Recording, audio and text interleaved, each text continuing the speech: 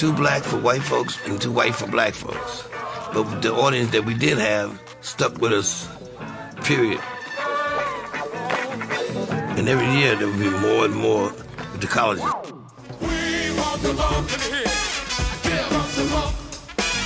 What I've seen was like a competitive type of thing. You know, who had the best do, who had the prettiest suit on, and who did the funkiest step. Filed a $100 million lawsuit against his former business partner, Armin Baladian, and several music companies, claiming they wrongfully acquired the rights to his music catalog. Make you sick. I'm gonna make you sick of me. That's with drugs, very much like mine. Psychedelic drugs. I kind of influenced a lot of what he did and how he heard music, how he heard sounds. Pioneer of funk music, but he says others profited from his talent, and now legendary musician George Clinton wants his fair share.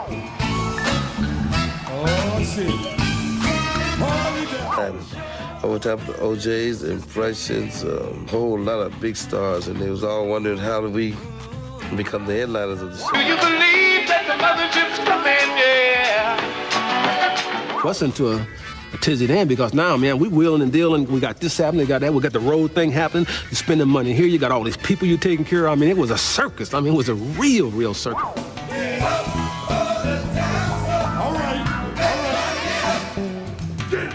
He just choked us. It choked us. I mean, it was sad. The Funkenstein here, the disco beat with the monster sounds. I think his early experiments with drugs, very much like mine, psychedelic drugs. I kind of influenced a lot of what he did and how he heard music, how he heard sounds. Talented, and they had huge records as well, and get paid. Copyright infringement of Mr. Clinton's music based on fraud. We're here to right this historic wrong. George Clinton is like the other side in some ways of the MC5 coin, in that he took Detroit and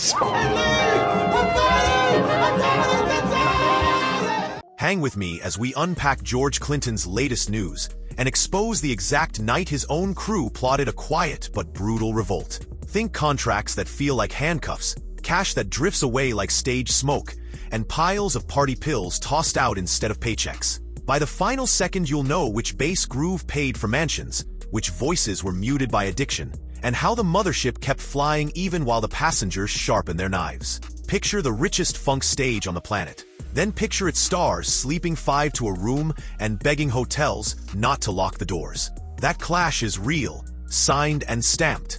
Jump into the comments right now and guess the biggest missing paycheck. Then keep watching to see if your number is higher than the facts. Quick warning, this story moves fast because Parliament-Funkadelic's scandal update touches every beat of modern music, and each beat carries dollars that never hit the players' pockets. So, ready to track the money trail nobody else will show you? Let's board the groove and let the evidence talk. Before the lights, George Clinton swept floors and sang doo-wop at a Plainfield, New Jersey barbershop.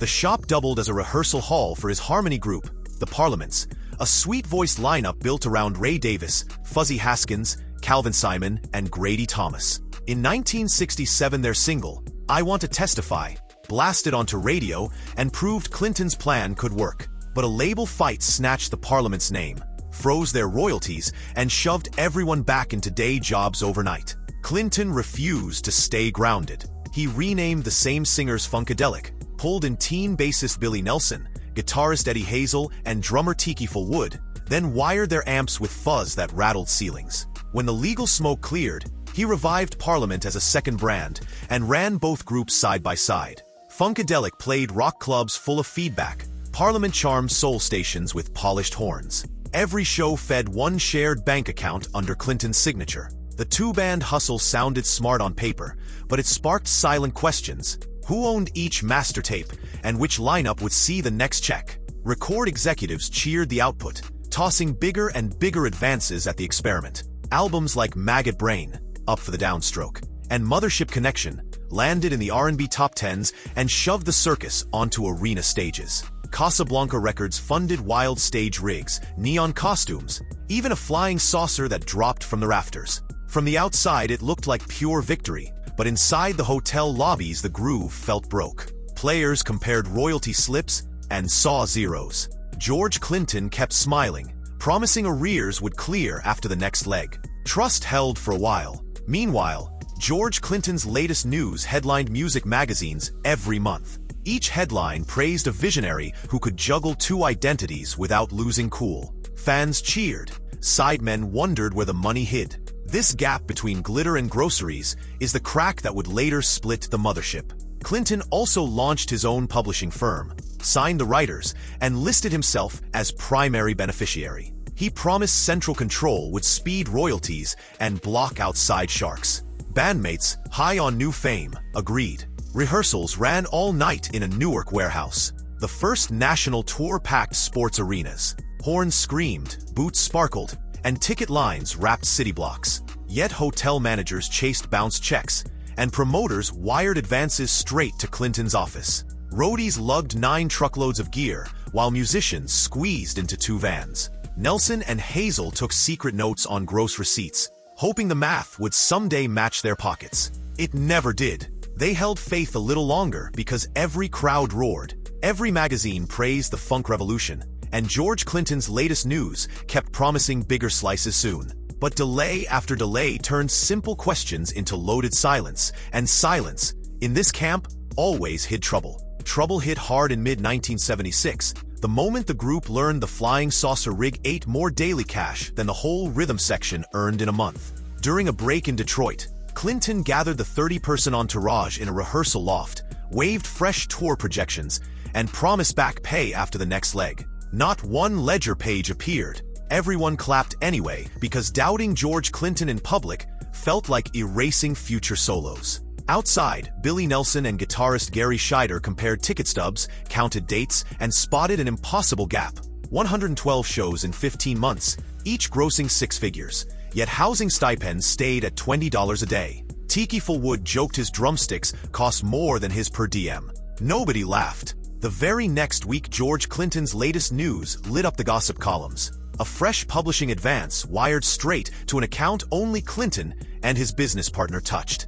Word spread backstage that the advance was collateral against master tapes every musician had helped create. Yet their names were missing from the paperwork. The groove tightened, but the smiles thinned. Parliament-Funkadelic's scandal update passed from amp to amp. Clinton had started handing out amphetamine tablets instead of cash for overtime sessions, calling them energy bonuses. Funk ran 20 hours a day.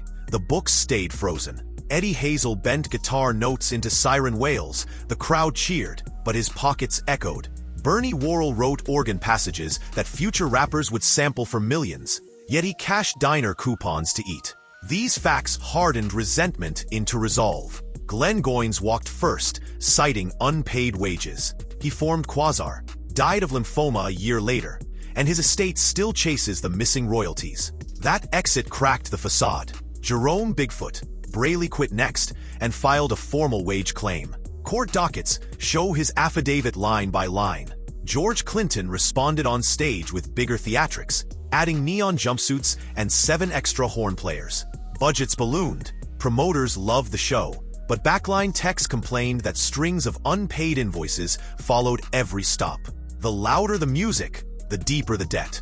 By 1978, press chatter included a Michigan farm complete with recording cabins and horse paddocks. Musicians saw luxury while their own rents slipped. They played on, guided by loyalty, fear, or plain addiction. Inside those new cabins, session logs list Clinton distributing small foil packets before takes. Each pack carried a street value higher than the session pay. Signing for the pack counted as accepting compensation.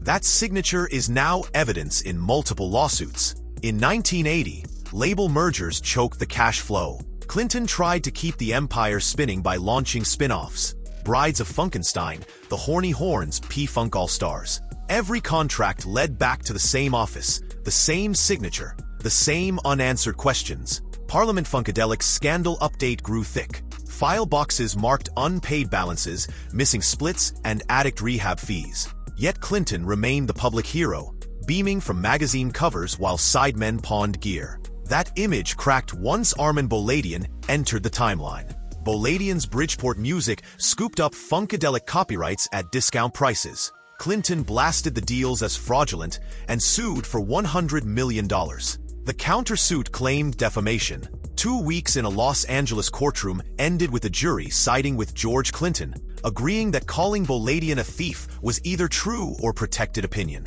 The verdict looked like a win, but legal fees drained touring budgets, and more invoices went unpaid. During depositions, Worrell's widow stated under oath that Clinton replaced cash with drugs, maintaining a dependency that kept players silent. The quote lives in the court record. By 1983, Bootsy Collins began limiting appearances, demanding direct wire transfers before stepping on stage. Scheider did the same. Those demands marked the quiet beginning of a mass defection. Fresh Press bragged of a new Parliament album, but inside the camp the track sheets told a different tale. Overdub sessions filled with replacement players hired quickly to mask the missing veterans. The rift moved from whispers to cold business letters. Sidemen asked for audits. None arrived. Worrell filed an independent audit request. Accountants uncovered mechanical royalties running through Delaware holding companies that listed neither band members nor estates. Numbers showed millions earned, pennies paid. Parliament-Funkadelic's scandal update now reads like a ledger of vanishing checks. Hip-hop exploded in 1988, looping Flashlight, Atomic Dog, and One Nation Under a Groove. Sample clearances brought fresh floods of money, all funneled through the same contested companies. Rappers thanked George Clinton in liner notes. Original musicians opened empty envelopes. Fact: court exhibits from Worrell vs. Clinton show sample fees landing in accounts still recouping tour debts from 1976. Interest compounded yearly, so balances never cleared. Meanwhile, the live show rolled on. Festival crowds screamed. Unaware, the sidemen sometimes flipped coins backstage to see whose child support payment could be covered that week. George Clinton charmed talk show hosts with tales of cosmic funk, and each appearance spiked ticket sales. Those tickets bought new props, not old debts. In 1994, a federal court voided a Boladian signature on Atomic Dog, saying Clinton never signed away the track. Victory again. But royalties stayed in limbo because the ownership map was tangled beyond quick fixes. The 90s turned into the new millennium. Streaming arrived, and algorithms kept P-Funk alive 24/7. Parliament-Funkadelic's scandal update migrated online as estates tracked Spotify dashboards. Each ping showed pennies flowing where dollars should. After Worrell's death, his widow presented spreadsheets proving more than $3 million owed, verified by an independent auditor. The case remains active. Clinton appeared by video link during mediation, defending the math as standard industry recoupment. Attorneys countered with tour budgets that had been repaid 10 times over. The debate sits in the docket, waiting. In 2018, Clinton announced a farewell era and dropped a new Parliament record titled Medicaid Fraud Dog. The title felt like an inside joke to the people still chasing health coverage. Recent George Clinton tours sold premium meet and greets for hundreds of dollars, outpricing some sidemen's entire summer earnings. Bootsy Collins, now a solo brand, advised young players to get lawyers before signing anything. The statement is on record and used in music business courses. The pressure escalated in early 2021 when a forensic accountant, hired jointly by multiple estates, traced sample royalties from a single Kendrick Lamar album. The audit mapped the money from streaming platforms to a California distributor, through a Delaware LLC, and finally into a checking account tied to Clinton's management trust. Not 1 cent touched the estates of Eddie Hazel or Glenn Goins, even though their riffs drove the hooks. The accountant's affidavit, now public record, states the streams alone generated enough to clear every old recoupment balance twice. Yet statements sent to musicians still showed negatives. That discovery set the tone for mediation, held on Zoom during the pandemic. Lawyers put the spreadsheet on screen, line by line. Clinton's team argued the funds covered historical marketing costs. Opposing counsel produced tour insurance records, showing those costs had been reimbursed decades earlier. Mediators urged settlement. Talks stalled when the estates asked for an immediate lump sum backed by streaming reserves. Clinton proposed gradual payments tied to future catalog growth. The gap remains, and the calendar shows the next hearing in 6 months. press coverage about George Clinton circulated after that session, framing the dispute as a normal audit. The Parliament-Funkadelic dispute, however, framed it as proof the pipeline was finally visible. Fans flooded comment sections, demanding a breakdown of every sample check since 1988. The call for transparency went viral. Even rival funk bands weighed in, tweeting that a clear audit would set a healthy industry standard.